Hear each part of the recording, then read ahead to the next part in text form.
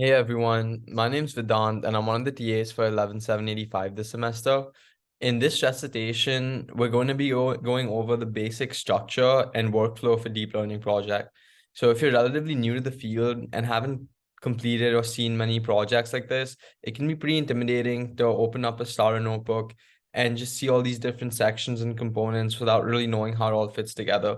So that's basically what we're going over in this recitation is we're going to see the different sections, the different components, and really what the purpose of each one is. So when we're trying to understand the different components of a deep learning or ML project, it's really important to keep the bigger picture in mind of exactly what we're trying to accomplish with these models. We're using label data, which is basically data where we have the ground truth along with it, to teach our model to predict certain target variables on unlabeled data. So if we have data where we don't know the ground truth, we want to be able to find that out.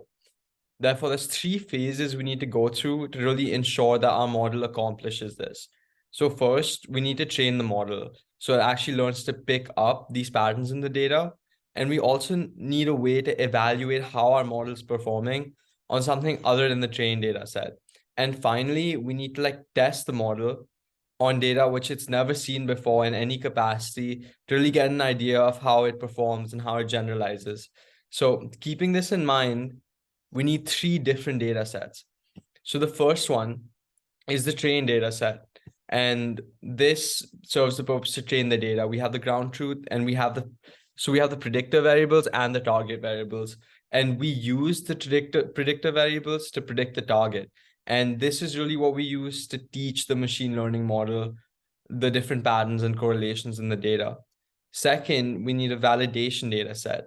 Now, this comes in because we need to be able to evaluate the model while we're training it to see how it performs on something other than the trained data set. And then finally, we have our test data set, which is data that the model's never seen before. So a common question here or a misunderstanding is why we really need a validation data set since we already have that test data set on which we're evaluating our data.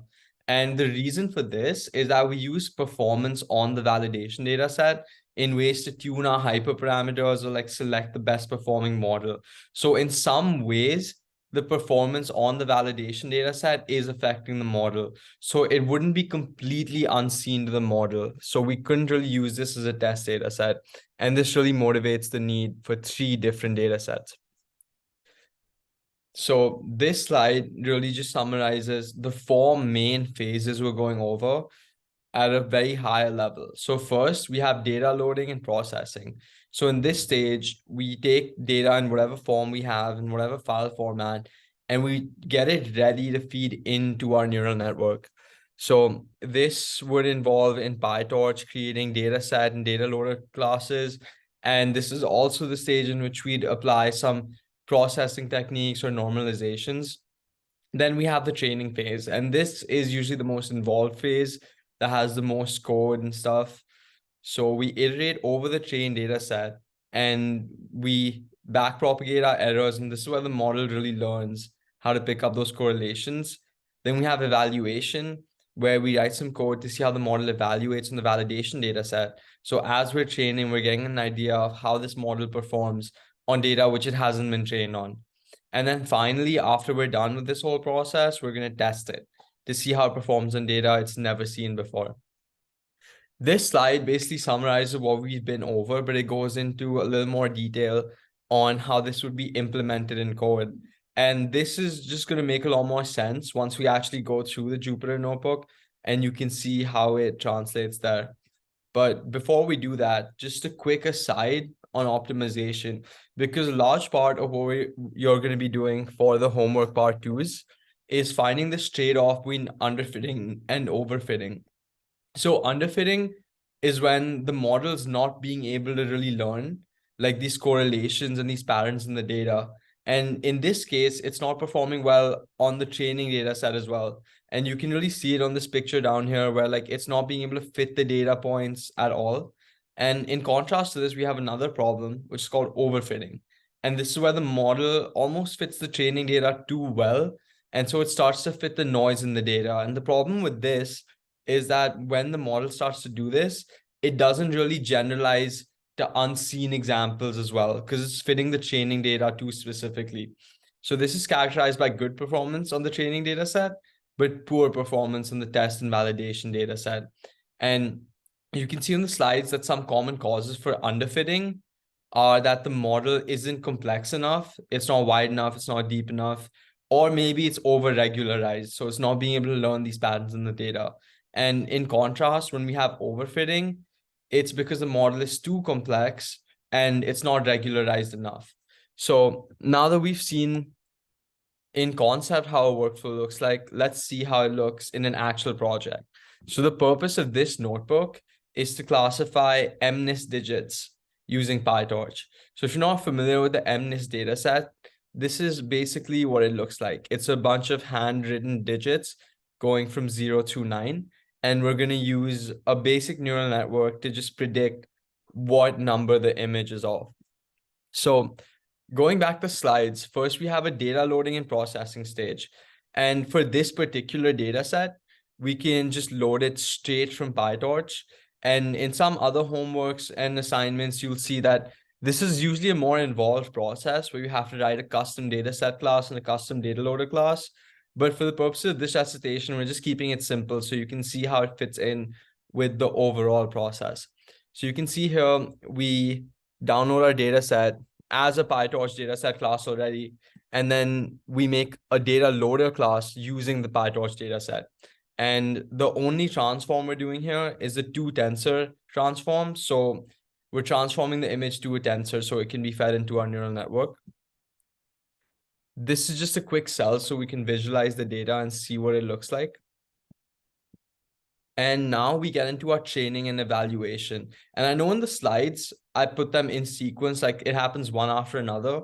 But in reality, in our main training loop, training and evaluation happen together multiple times. We train our model for an epoch, and then we'd calculate its accuracy on the validation set. So for every training loop iteration, we also get an idea of the accuracy on the validation data set.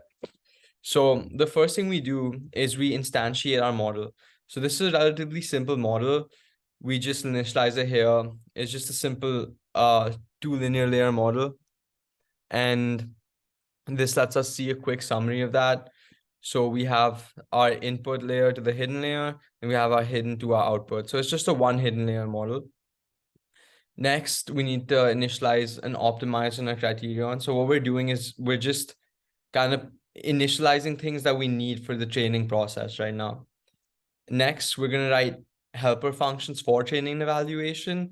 Now, for this recitation, you don't really need to understand how they work, but essentially, we're going to have a train epoch helper function that trains the model for one epoch, and we have an eval function that's going to calculate the accuracy in the validation data set.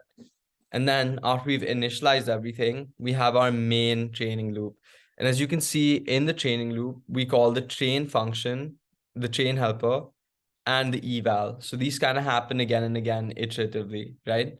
So let's take a second to pause and see what we've done so far, because right now we basically covered the bulk of the process. So first, we initialized our data set and created data loaders and applied necessary transforms. And that completes the data processing step that we have, which is step 1 in the overall process, as you can see here. Next, for the training step, we created a trainer helper function and we initialized and instantiated our model class, optimizers, and our loss function. And we wrote our complete chain loop as well. For evaluation, we have an eval function ready to go, and we're using it to select the best model that we have based on validation accuracy. And then finally, the only step we're left with is testing. And luckily for this case, we can just use our eval function again, but notice that we're passing in the test loader instead of the validation loader, because really the only thing we use the test data for is testing the model finally. And an important thing to keep in mind here is how we use the scores on the validation data. So we're using the validation accuracy to select the best model. And this is really what I was talking about earlier, about how since we use it for model selection, it's not really unseen. So we can't use it as a test set as well. And that brings us to the end of it. This is just a simple run through of all the different stages that you'll find in common across all different ML or DL projects, regardless of complexity. And yeah, hopefully this helps you understand the overall process a little better and how everything fits into place. Thank you.